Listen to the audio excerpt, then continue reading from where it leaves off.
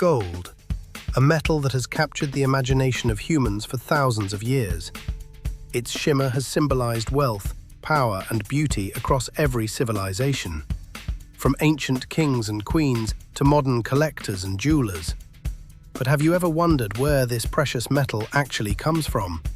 How it forms deep within the earth, hides in rocks and rivers, and finally ends up as the bars, coins, and jewelry we treasure today? In this video, we will take you on an incredible journey through time and space. We'll start from the heart of exploding stars, travel through the molten beginnings of our planet, explore hidden veins deep underground, and discover the careful processes that turn raw ore into pure gleaming gold. So, stay with us as we uncover the fascinating story of gold, step by step, from the cosmos to your hands. By the end, you'll see that gold is more than just a metal. It's a story billions of years in the making. To truly understand gold, we must first look far beyond our planet, to the stars. Gold is a heavy element. Unlike lighter elements such as carbon or oxygen, it cannot form in ordinary chemical reactions. Instead, it is born in some of the most violent events in the universe. Billions of years ago, before Earth even existed, supernova explosions, the dramatic deaths of massive stars, created gold.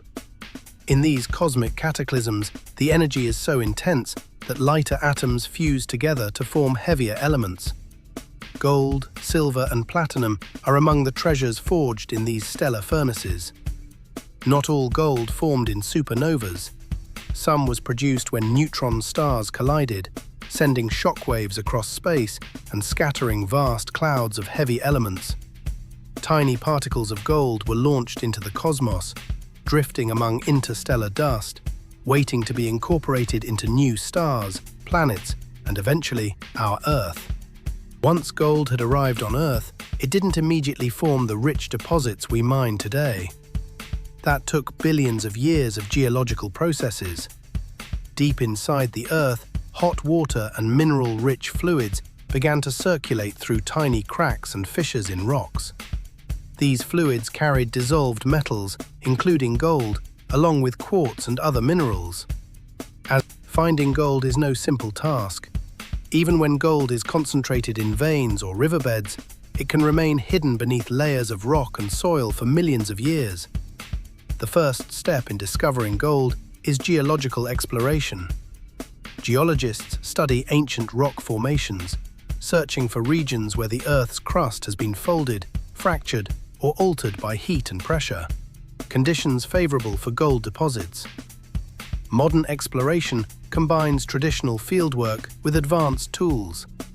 Scientists use satellites, aerial surveys, and chemical sensors to detect subtle differences in the Earth's surface. Changes in magnetic fields, mineral composition, or soil chemistry can hint at the presence of gold beneath the surface. Once a promising site is identified, geologists collect soil and rock samples. These samples are analyzed in laboratories for trace amounts of gold. Even tiny particles can confirm that a deposit exists below. If gold is detected, the next step is exploratory drilling. Small holes are drilled deep into the ground to determine the size, depth, and richness of the deposit. These samples give engineers the information needed to plan future mining operations. Only after careful exploration and testing can miners determine if a deposit is worth extracting.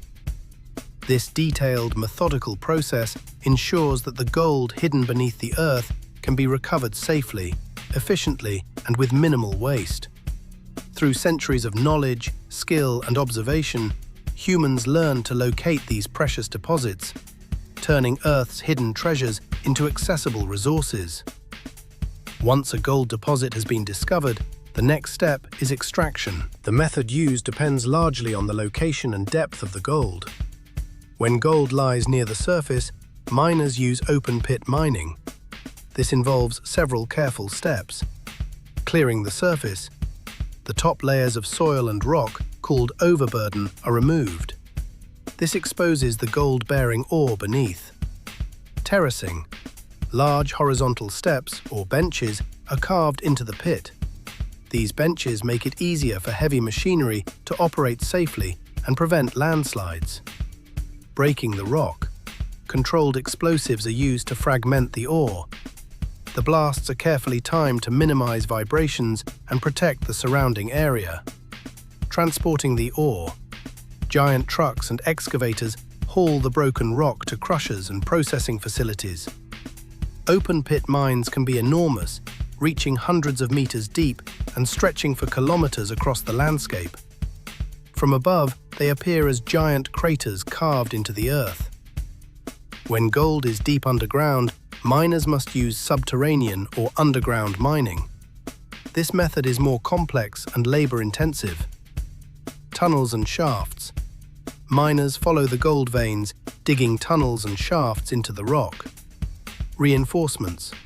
Walls and ceilings are strengthened with steel beams, timber, and concrete to ensure safety. Ventilation.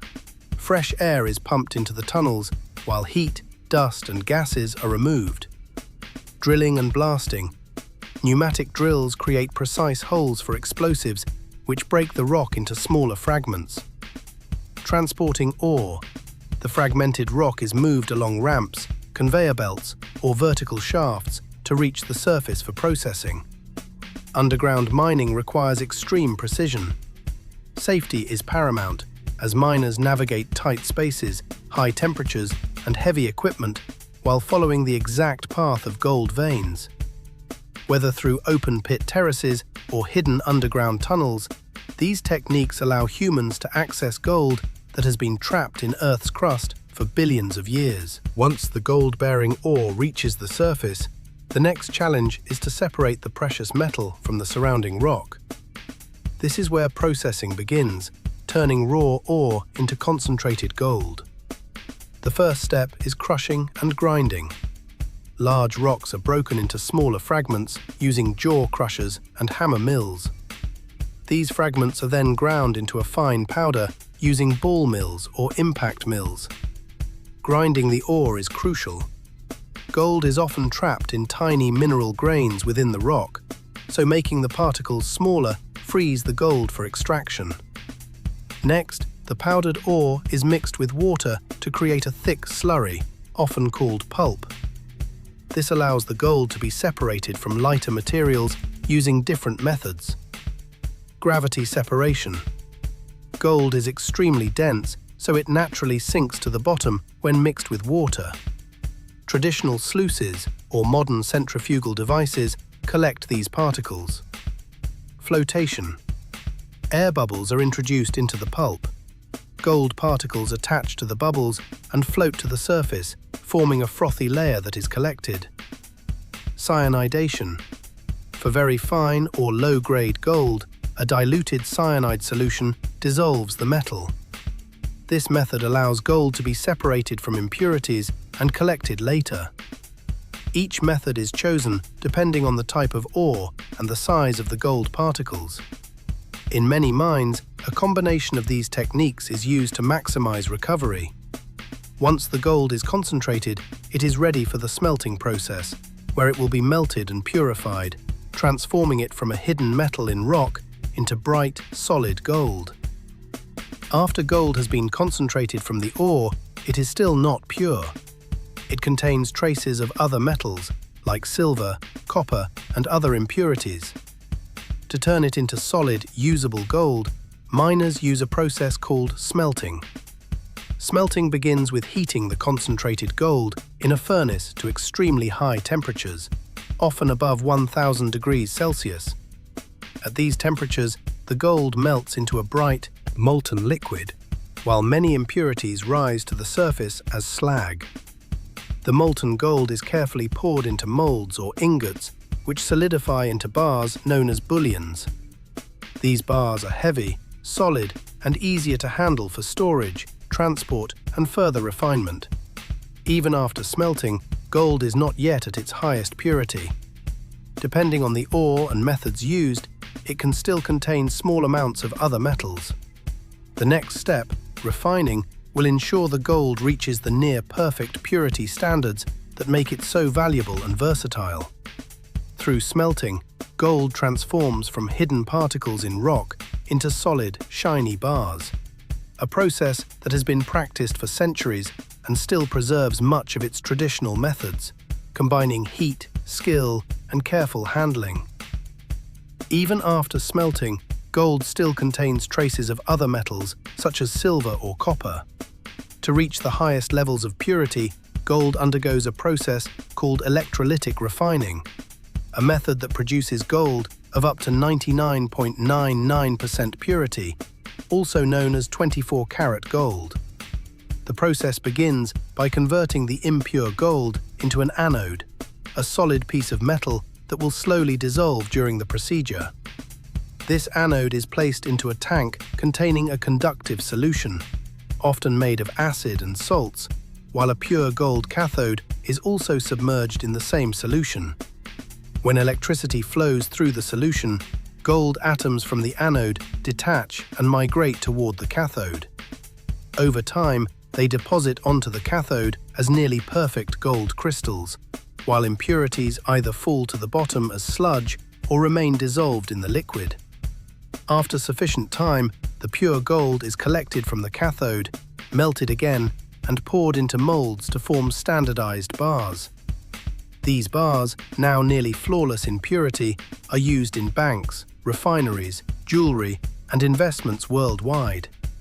Through this meticulous process, the gold that once lay hidden in rock and rivers becomes the bright, valuable metal that has fascinated humanity for millennia.